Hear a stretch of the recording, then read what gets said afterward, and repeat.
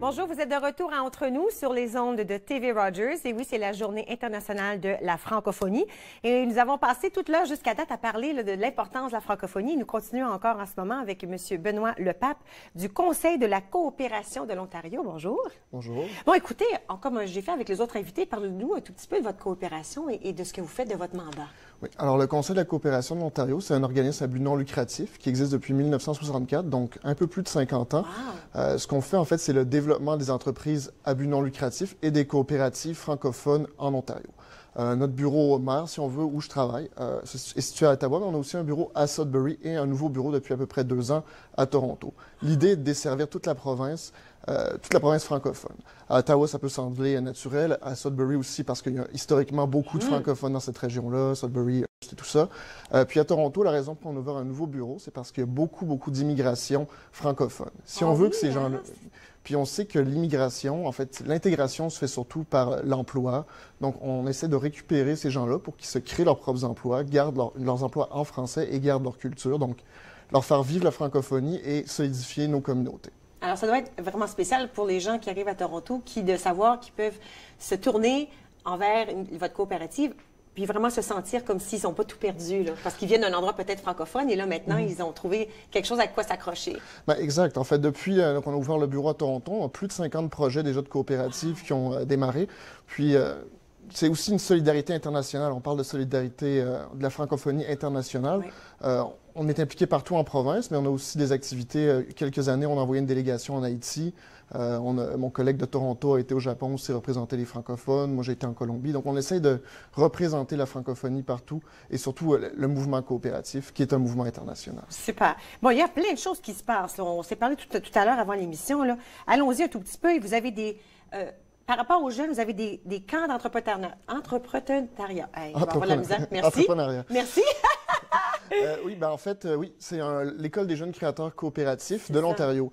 C'est la 4e édition, cette année financée par la Fondation Trillium de l'Ontario. Okay. Donc, c'est un projet, c'est un camp, en fait, comme vous dites, où est-ce qu'on va passer à travers toutes les étapes de création d'une entreprise, donc l'étude de marché, l'étude de faisabilité, okay. Le plan d'affaires, puis... Dans la dernière édition, on a créé quand même 6 nouvelles entreprises à Ottawa.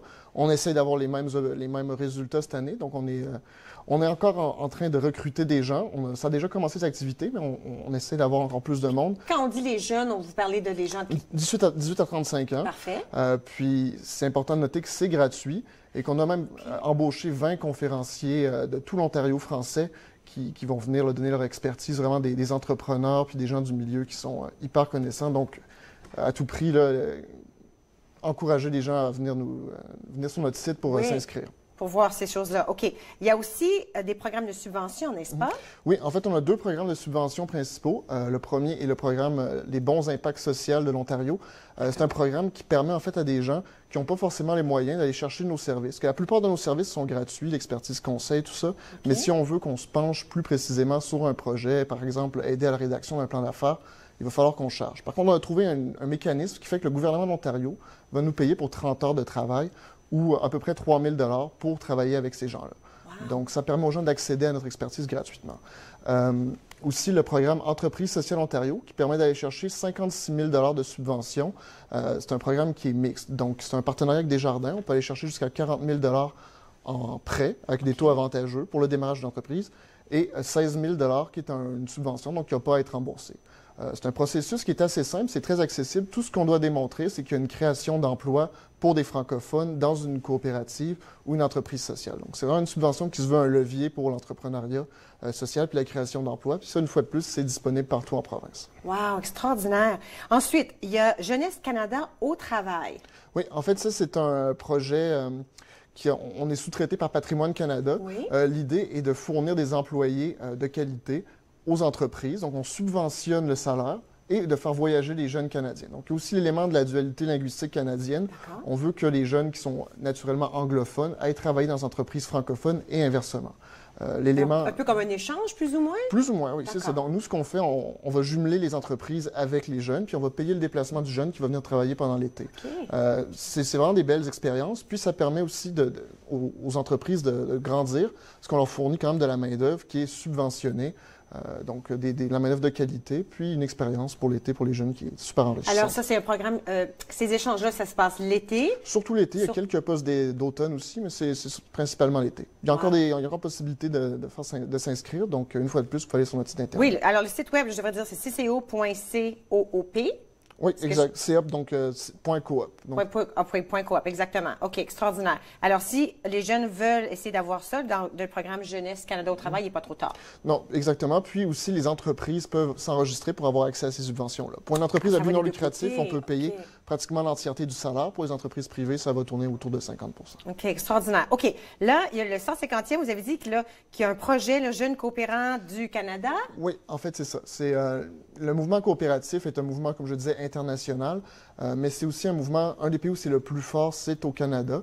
Puis, à moins d'avoir vécu sous une pierre, là, on sait que 2017, c'est vraiment le 150e du Canada.